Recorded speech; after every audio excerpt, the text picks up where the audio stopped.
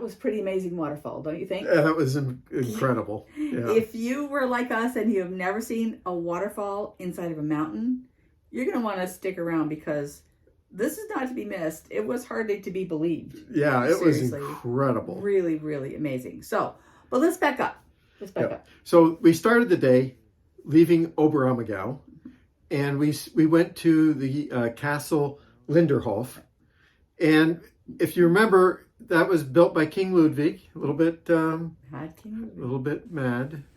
And, or something. Yeah, something was a little different there. He was a little different. He made a miniature version of Versailles so that he could pretend to be Louis XIV. Right, or at least a king at the time of Louis XIV. That was his fantasy. And so it was another one of his fantasy castles.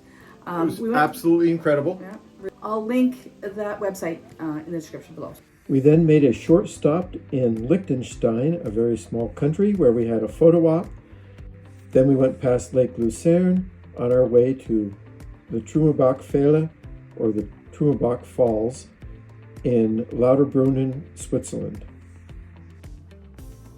We made one quick stop in the town of Lauterbrunnen and saw Stabach Falls, a 970-foot cascade right in the middle of town. There's where it's coming out, and then it just falls down, and it's there. And there's another one here, and a third one even further on.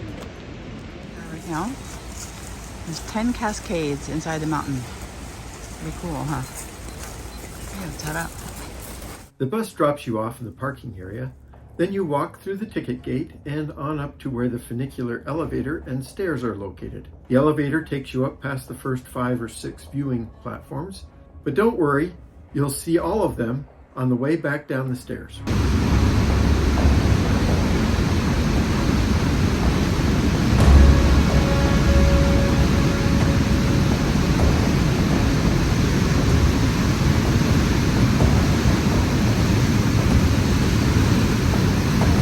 This is Trümmelbach Falls, a series of 10 glacier-fed cascades inside a mountain, the largest subterranean falls in Europe and the only one in the world that is this easily accessible thanks to the funicular elevator, which cuts 6 flights off that 10-story climb and was built in 1903. Listen to the power of the water.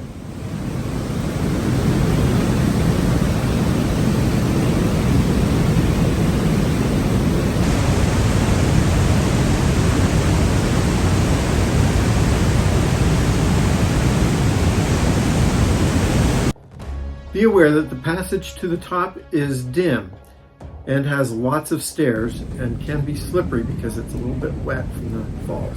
So be careful. You don't have to go all the way to the top to see incredible sights, but if you can, you will be blown away, almost literally, by the power of this waterfall. You can see that the color of the waterfall is a creamy greenish blue. That's the color of glacier water. Something called glacial flour is responsible for the color. Particles so fine they are smaller than grains of sand. The flour comes from the crushing and pounding the glacier does to sediment and results in fine powder easily transported by the melting ice.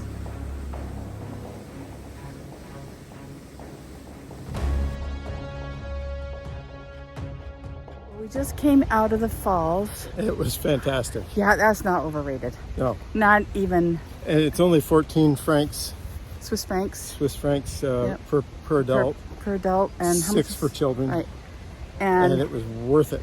Yeah. Every cent. There are a lot of stairs. You can take an elevator up to the 6th falls. 6 falls, and then you have to walk from there. It is wet, but there's handrails. It's cool, but we probably didn't really need the sweatshirt and coat that we had. I'm glad I had mine. Yeah, I mean, but you will get wet if you want to. You don't have to. That is totally amazing. Totally worth it. We continued on through the beautiful Swiss countryside until we got to our hotel in Grindelwald. We stayed in Grindelwald through the weekend and used it as a base for a couple of excursions. One excursion would begin on a cog-wheeled train from Grindelwald to Eiger, where we had amazing views of the Eiger, Monte, and Jungfrau peaks of the Alps.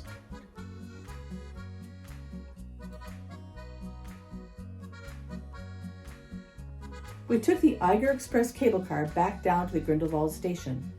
The next day was Sunday, and the plan was to take another set of trains from Grindelwald to the Matterhorn. Unfortunately, it turned out I didn't feel that well, so Derek went for both of us. Today was Matterhorn Day. In the morning, we got on the buses early, about 7 a.m., and drove about 40 minutes to Spitz, Switzerland. From there, we boarded a train for about 2 hours to go to Zermatt.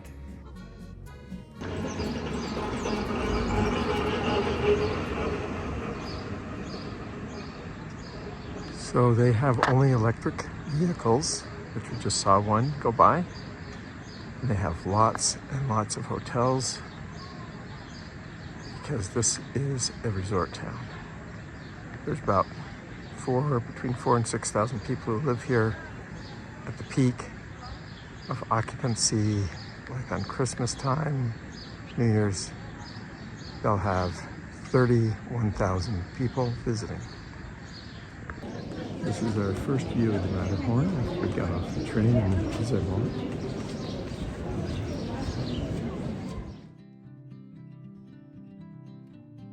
So in Zermatt, we switched to the Gornergrat cog railway that took us up to the Matterhorn viewing deck at 10,000 plus feet. As we approached the viewing deck, we could see the Matterhorn with its distinctive shape and over 14,000 foot height. The first team to summit the Matterhorn was led by Edward Whymper in 1865. Sadly, 4 of the 7-member team fell to their deaths during the descent. 6 years later, Lucy Walker became the first woman to summit wearing a white print dress, since that is what women wore in 1871, even when climbing mountains. The Matterhorn is not the tallest mountain in this area, but it is the steepest and pointiest in this area of the Alps. The tallest mountain you can see from the viewing deck, and the second tallest in the Alps, is Dufourspitze, over 15,000 feet. Italy is just on the other side of the peak. The glaciers can be clearly seen working their way down the mountain. Water has carved holes in some places in the glacier. There's a glacier lake there, and then down here you can see the glaciers moving. And if you look carefully, you can see that there's places here where some of the snow is melted and you can see down into the glacier as the snow sort of melts and recedes. What looks like dirt is dirt. But there's still probably snow underneath it, as that's what they call the moraine. The parts of the rock that the glacier has chipped off as it goes by. There are a number of trails in the area. One of them leads to the 5-story Mont Rosa hut that is used by climbers to acclimate to the altitude before climbing the peaks in the area.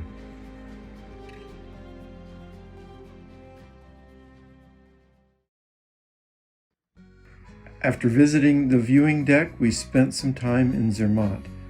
One section is a museum of sorts with several chateaus and barns from the 1600s.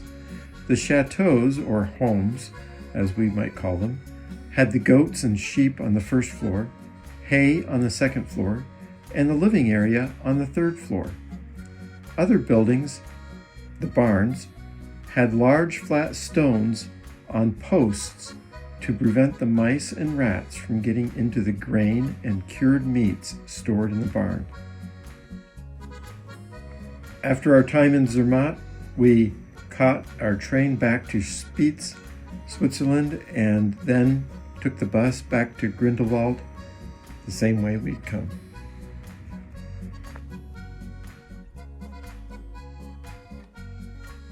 Monday morning, it was time to be on the road again. Yep. And so we hit the buses and headed this time for Basel, Switzerland, where we were due to board the Ama Serena Ama Waterways riverboat. But that, as they say, is another adventure. So if you haven't already, make sure you hit that subscribe button. If you like this video, give us a thumbs up and ring the bell to get notified. You bet. Until next time, Restless friends, you take care. Tschüss.